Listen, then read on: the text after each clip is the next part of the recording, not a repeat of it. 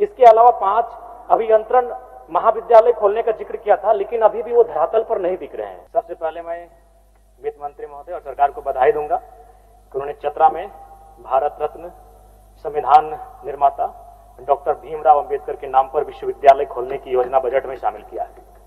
निसंदेह एक बहुत बड़ा कारगर और मील का पत्थर साबित होगा, लेकिन मेरे कुछ सवाल हैं कि वह कब तक पूरी होगी। सबसे बड़ा दिलचस्प देखना होगा मंत्री महोदय कि वो पूरी कब तक होगी। मैं ये बात इसलिए कह रहा हूं कि पिछले बजट भाषण में, जिसको मैंने, चूंकि आपके भाषण को बड़ी गंभीरता पूर्वक सुनता हूं, आपको सुनने के बाद लगता है कि सही में कोई एक लाइब्रेरी में बैठा हूं, तो मैंने सुना था उसमें आपने पृष्ठ 24 में कुल 10 विश्वविद्यालय खोलने का वर्णन किया था।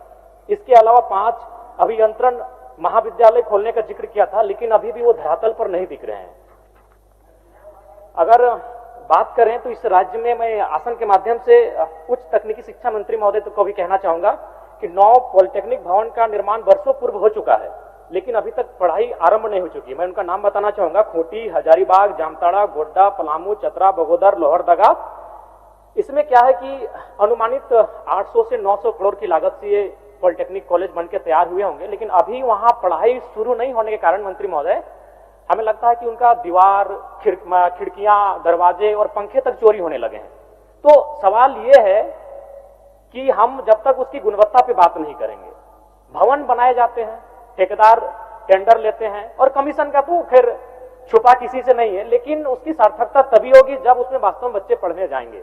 तो आज मैं उन 9 जिन पॉलिटेक्निक संस्थानों का मैंने जिक्र किया है, मंत्री महोदय स्वयं एक बार उसका विजिट कर लेंगे। दूसरी बात, अगर खेलकूद, मैं सबसे पहले भारतीय क्रिकेट टीम को T20 वर्ल्ड कप जीतने के लिए बधाई देता हूं और साथ ही साथ इस टीम में झारखंड से सैयद मुश्ताक अली ट्रॉफी को चैंपियन बनाने वाले ईशान किशन भी शामिल थे।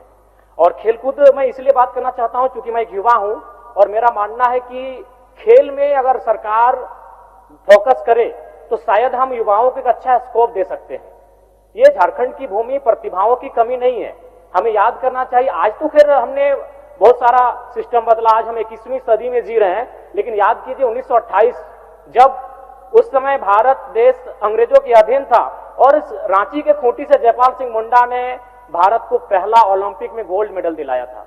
यानी प्रतिभाओं की कोई कमी नहीं है, सवाल है उन्हें हम प्लेटफॉर्म कैसा देते हैं।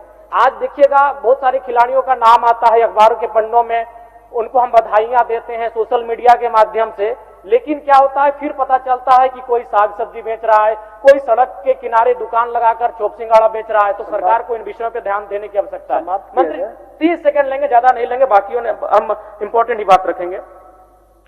हमारे विधानसभा में एक सड़क है जो गलागी से तारानारी तेलो परसबनी होते हुए टीमोड़ को आएगी, तो मैं विभागीय मंत्री से आग्रह करूंगा इस सड़क चौड़ीकरण निर्माण कार्य को संज्ञान में लेते हुए उसे कराने की कृपा करेंगे। साथ ही मेरा विधानसभा चूंकि ग्रामीण क्षेत्र में आता है, मैं चाहता हूं कि मेरे विधानसभा के डुमरी और नावाडी ब्लॉक में 2 CM स्कूल ऑफ एक्सीलेंस विकसित किए जाएं।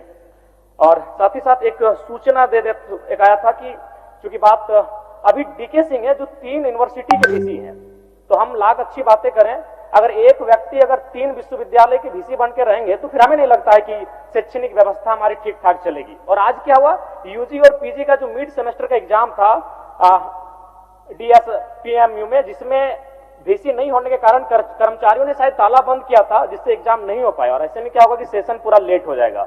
अतः हम बातें तो बहुत अच्छी करते हैं, बजट के माध्यम से हम बहुत अच्छी चीजों कर लेकर आते हैं, लेकिन ग्राउंड पर उसका रिपोर्ट क्या है उसको निरीक्षण करने की आवश्यकता है। तो मैं सबसे पहले चाहूंगा कि ये जो एक व्यक्ति हैं जो 3 यूनिवर्सिटी के VC हैं, कम से कम इस पर अभी पुनः संज्ञान लेने की आवश्यकता है। धन्यवाद। लाइव लगातार के वीडियो को लाइक करें, सब्सक्राइब करें और बेल आइकन को दबाना न भूलें।